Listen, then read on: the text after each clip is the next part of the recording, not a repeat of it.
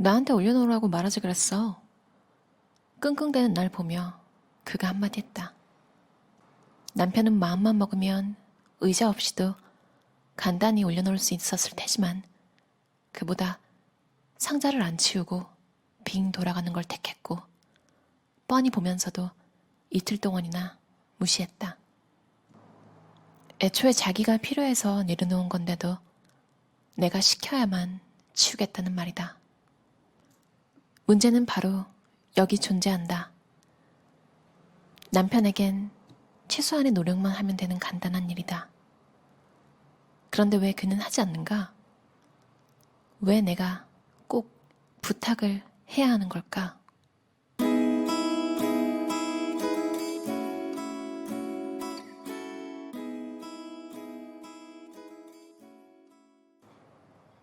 정말 이 책을 일반 남성분들이 이해하실 수 있을지 저는 의문이 들어요. 여성들이 정말 살면서 감내해야 하는 감정 노동의 양을 이렇게 상세하게 적어놓은 책이 있었나 싶어요.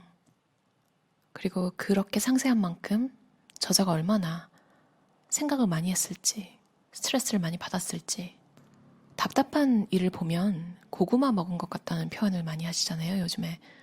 이 책은요, 이 저자가 상세하게 겪은 일을 서술한 만큼 시원해요. 하지만 그만큼 또 답답해요. 예전에 교보문고 한국에서 갔던 적이 있는데요. 그 책을 사진 않았는데 어떤 라디오 작가 분이 쓴 책이었어요. 현명한 조언이라는 제목 같은 걸 달고 나오는 내용이라는 거는 보통 흐린 눈이라고 하나요? 감정 노동을 주로 도맡아 하시는 분이 그냥 집안일을 안 하거나 덜 하고 덜 신경 쓰는 사람을 감내하라는 조언이었어요. 뭐 양말 같은 거 뒤집어서 넣지 마라 세탁기에. 이런 답답함을 토로한다는 건 그 세탁물을 한 분이 하고 있다는 이야기잖아요. 사실 처음엔 이 책을 읽다가 좀 화가 났는데 따지고 보면 딱히 남성, 여성으로 나눠서 화낼 일은 아니거든요. 거기에도 또 성격이라는 게 존재하잖아요. 분명히 집안일이나 상대방을 배려하지 않는 여성분들도 분명히 많이 존재하고, 그런데 또 그렇다기엔 전 세계적으로 여성이 자라면서 받아오는 기대치, 공감에 대한 기대치, 누군가를 케어해야 한다는 압박 같은 걸 자라면서 세뇌당하면서 살잖아요. 여러모로 생각을 많이 하게 하는 책이었어요. 첫 장의 내용이 저자가 어머니의 날 선물을 딱 하나 고릅니다. 선물로 딱 부탁한 게 하나였어요. 청소업체 부르기. 화장실과 바닥 청소는 기본으로 하고 비용이 허락한다면 창문 청소도 포함하면 좋겠다고 했다. 나에게 그 선물은 청소 자체라기보다는 딱 한 번만이라도 우리 집안의 관리자이자 비서 역할에서 벗어날 수 있는 기회를 의미했다. 전화를 돌리지 않고 추천받지 않고 검색과 비교도 하지 않고 비용 지불 방법을 고민하지 않고 시간 약속을 잡지 않아도 일이 해결되어 있길 바랐다. 내가 진심으로 원한 선물은 한 가지 일을 해야 할 때도 마음 한구석에서 나를 계속 따라다니며 수만 가지를 신경 쓰게 하는 감정 노동에서 잠시라도 해방되는 것이었다. 깨끗해진 집은 보너스에 가까웠다. 남편은 내가 마음을 바꿔 대청소보다는 아마존에서 클릭 한 번만 하면 집까지 배송되는 손쉬운 선물을 고르기 바랐다. 내가 끝까지 뜻을 굽히지 않자 어머니의 날 바로 전날 한 군데 업체에 전화를 걸더니 생각보다 너무 비싸다며 자기가 직접 화장실 청소를 하겠다고 선언했다. 그러면서도 자꾸 나에게 선택권을 넘기려 했다. 내가 요구한 대청소 비용이 얼마인지 말하면서 그래도 청소업체를 꼭 부르고 싶은지 재차 물었다. 이거 뭐 잘못된지 못 느끼시는 분들도 있을 거예요. 계속 읽어볼게요. 내 입장에서 그에게 바란 건 페이스북에 질문을 올리고 친구들에게 업체를 추천받아 4-5군데에 전화를 거는 감정노동을 해주는 것이었다. 나라면 당연히 그랬을 것이다. 프리랜서 일이 갑자기 늘면서 전부터 청소 서비스를 한 번쯤은 받아야겠다고 생각하고 있었다. 아직까지 하지 못한 이유는 내 몫의 일을 남에게 넘기는 데서 오는 죄책감이었고, 또 다른 이유는 청소업체를 선택하고 고용하는 절차를 감당하고 싶지 않아서였다. 그런 일이 얼마나 자잘하게 스트레스를 유발하는지는 안 봐도 뻔했다. 그래서 어머니의 날에 받고 싶은 선물을 묻는 남편에게 특별히 부탁을 했던 것이다.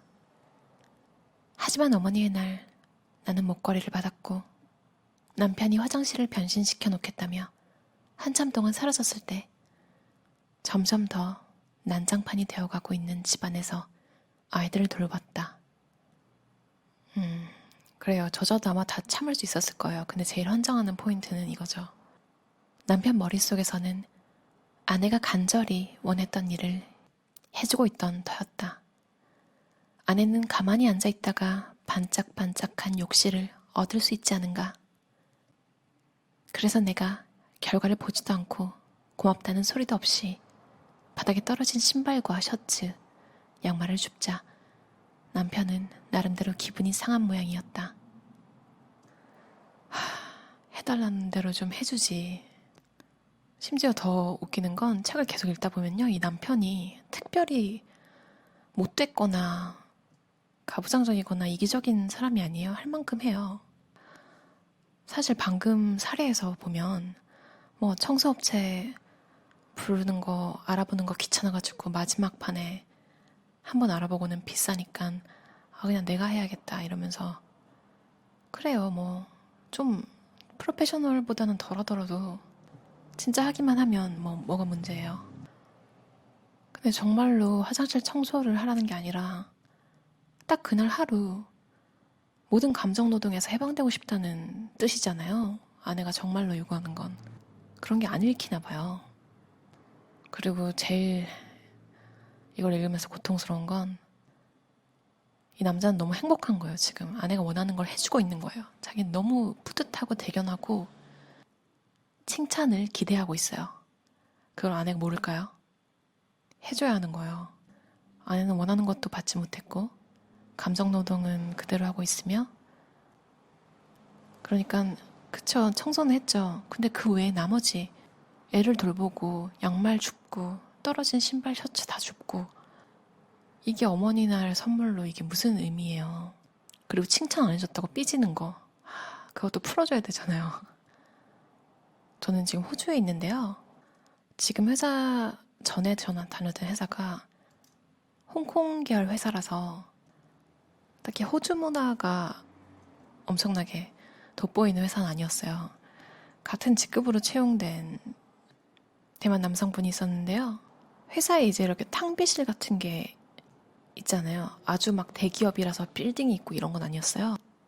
그래서 한 층에 탕비실이 있으면 식기세척기도 있고 해서 사람들이 쓴 건 거기다 넣고 그냥 좀 알아서 정리하는 그런 분위기였는데, 뭐 딱히 해야 할 사람이 정해져 있는 건 아니잖아요. 그냥 직급도 상관없이 그냥 다 정리를 하는데, 그 대만 남자분이 직급이 낮았어요. 저랑 같은, 저도 주니어 직급이었기 때문에. 근데 절대로 그걸 하지 않습니다. 운이 좋게 빠져나간 게 아니에요. 일부러 안 하는 거예요. 본인 입으로 말했어요. 이런 거 할 필요 없어. 이런 일은 내가 이런 일을 하려고 여기 온 거 아니야. 아, 그쵸. 근데 이게 뭐 사장님이 커피 타라고 시키거나 본인한테만 하는 게 아니라 공동생활이라는 게 있잖아요, 회사는.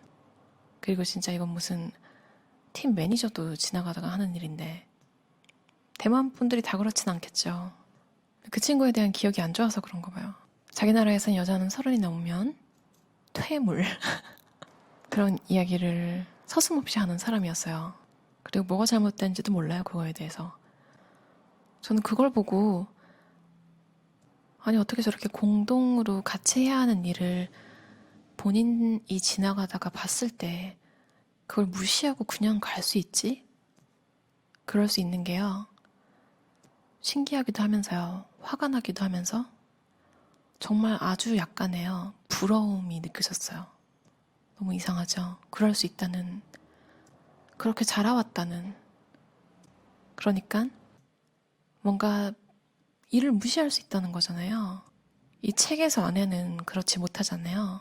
남자들은 그냥 자기가 필요해서 뭔가를 써놓고 제자리에 돌려놓지 않는데 이틀이나 지나서 그걸 요리조리 피해서 다니면서 이틀이나 지나서 결국 아내가 부탁을 할 때까지 기다리는 사태가 왜 일어났는지. 이 저자는 미국 사람이잖아요. 그러니까 미국도 별반 다르지 않은 거죠. 이게 사람 바이 사람, 그러니까 이런 내용은 성별에 상관없이 성격일 뿐이야 라고 단정 짓기에는 뭔가 불편한 점이 있죠. 이 책 원제가 fedup이에요. 그러니까 지긋지긋하다는 뜻인데요. 이게 이 제마 하틀리가 하퍼스 바자에 칼럼을 하나 기고한 적이 있는 거예요. 여자들은 잔소리하라는 게 아니다. 그저 지긋지긋할 뿐. 살면서 머릿속에 둥둥 떠다니긴 하는데 뭔가 정확하게 글로 표현이 안 되는 문제들이 많이 있잖아요. 이 책에서 제가 하나 정립을 한 것 같아요. 왜 불편한 감정을 내가 느꼈는지. 왜냐면 저는 제가 버리지 않을 일로 인해서 불편을 같이 겪고 있는데 그걸 수습 좀 해주겠니? 라고 부탁을 하기 싫은 거예요. 자기가 알아서 해야 되는 일이잖아요. 이 칼럼도 쓰고 책도 쓰고 남편도 봤을 거 아니에요. 대화도 많이 했대요. 근데 항상 제자리로 돌아간대요. 남편의 감정노동에 대한 나의 기대치를 낮추고 그저 이 정도에 감사해야 할지도 모른다. 50에서 60여 년 전 우리 할머니들이 아이를 어떻게 키웠는지를 떠올리면 내 버전의 엄마 노릇은 우아한 놀이처럼 보일지도 모른다. 이 사회 안에서 그 모든 일이 사실이기는 하나 우리가 얼마나 먼 길을 왔는지에 감사하라는 메시지는 우리가 입 다물어야 하고 투정을 굳혀야 하고 더 바라지 말아야 한다는 메시지와 혼동되어 쓰인다. 우리는 더 나아졌다. 하지만 그렇다고 해서 더 개선될 공간이 전혀 없는 건 아니다. 우리는 감사해야 하면서도 더 평등한 관계를 위해 노력해야 한다. 이 두 가지 태도는 양립이 가능하다. 한창 비밀의 숲 2를 보고 있는데요. 거기에 이제 전혜진 씨가 맡은 역할 최빛이라는 캐릭터는 여성 최초의 경찰청 정보부장 직책이잖아요. 근데도 드라마에 보면 너무 현실적인 빨랫감 들고 전화 받는 그런 씬이 나오거든요. 하이퍼 리얼리즘이라고 하죠.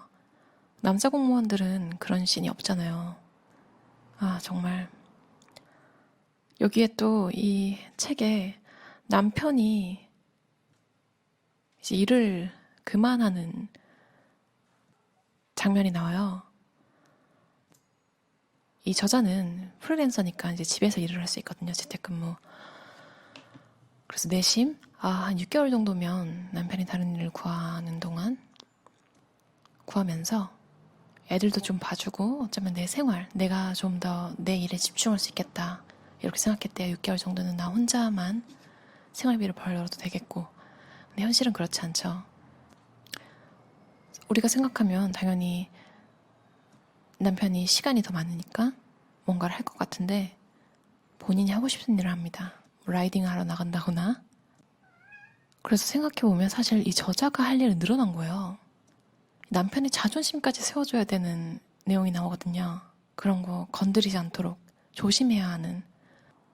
그러니까 예상과 달리 생활비도 혼자 벌고 감정노동은 2배로. 이거 너무 제가 이 책을 너무 감정이입을 해서 봤나 봐요. 저는 결혼을 하지 않았는데 드라마에서 이런 거 많이 나오잖아요. 안 그런 집도 보면 아버지가 조금 하면 일을 하면 그냥 보통 사실 보통 일이잖아요. 어머니들이 다 하시는 일인데 그거에 반만 해도 어느새 진짜 가정적이고 집안일을 반반을 하는 이런 남편으로 추앙받잖아요. 칭찬받고. 사실 양쪽 다 일을 하고 있음에도 불구하고 그 어머니 쪽은 집안일을 도맡아서 다 관리하고 계시는데도 남편분한테 감사하다는 얘기 잘 못 듣잖아요. 근데 그 아버지 쪽에서 설거지를 하거나 뭘 좀 하면 고맙다는 소리 어머니들은 꼭 하시지 않나요? 안 그런 분들도 많을 거예요. 근데 그만큼 이렇게 사시는 분들도 정말 많을 거예요. 제 채널의 80% 이상이 여성분들인데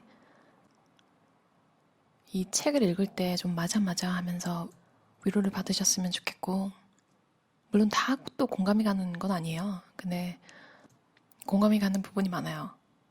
혹시 남성분들이 들으시거나 이 책을 읽으신다면 보이지 않던 많은 것들이 보이시게 될 것 같아요. 보이지 않는 대상과 싸울 수는 없지만 이제 드디어 우리는 눈을 떴다.